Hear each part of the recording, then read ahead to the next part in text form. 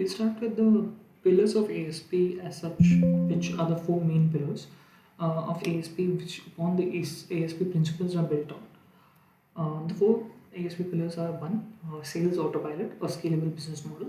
Second is marketing. Third is golden circle, and fourth is a sales number game. We'll thoroughly go through each and every point. The first is sales autopilot, a scalable business model. So what we do is we try to create a system that can be replicated even after a lot of people join in the organization. We try to create a simple system that tracks each and every moment of an inquiry that comes into a system, right from the start of an email till the order is successfully received and we process it for the engineering department. We track each and every step, and we try to build a system that is so fluid that even if future many employees are joined in the sales team also, they can easily get adapted into the system, and this can be multiplied so that a successful model can be run where each and everything is tracked properly, and we can optimize the system in such a way that it gives us more structured way of handling inquiries and then converting them into orders. So this is a sales FMS that we generally follow.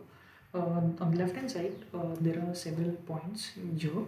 These are called as lead indicators, where visits, calling plans, and other digital marketing methods are used to generate leads.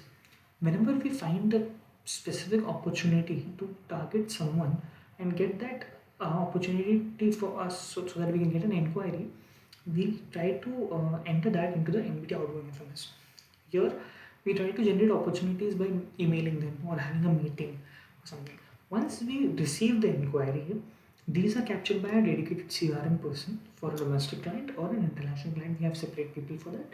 These people will capture that inquiry in the system and follow up with them if the inquiry is really valid or not. Once the inquiry is received, it is entered into the inquiry to RFQ. After that, the leads are being qualified. If the lead is qualified, it goes into a subcategory where it is divided by product, alloy, and misdemeanor, which are all major products. Once it's alloy, it will go to RFQ to offer alloy, where the proposal stage is conducted, where initial inquiry is received, we analyze the data, we try to submit a proposal. The RFQ to offer alloy system starts from a qualified inquiry and ends with the submission of offer. Once the offer is submitted, it goes to the offer to order FMS, where the sales team, the sales coordinator team has done the proposal. Now, the sales team, which has to actually close the order, will follow up with the inquiry, and they will follow up with the clients, complete the technical discussions, complete the commercial discussions, and finally receive that order. Once, if the order is received, it automatically goes to the PO to AP alloy product or PO to AP misdemeanor. But even after all this, if we do not get the order, it directly goes to the lost order form, so that we can have an initial from an NBD outgoing FMS, since it has come into the system. And if we get an order, it closes at PO to EP. If we do not get the order, it closes at lost order form. This is how the entire sales FMS system works. Here also we have a qualification lead no criteria, where within number of emails that we receive are not qualified enough, or we cannot offer any the same specs product to this current inquiry. We regret them and it goes to a non-qualified inquiry sections.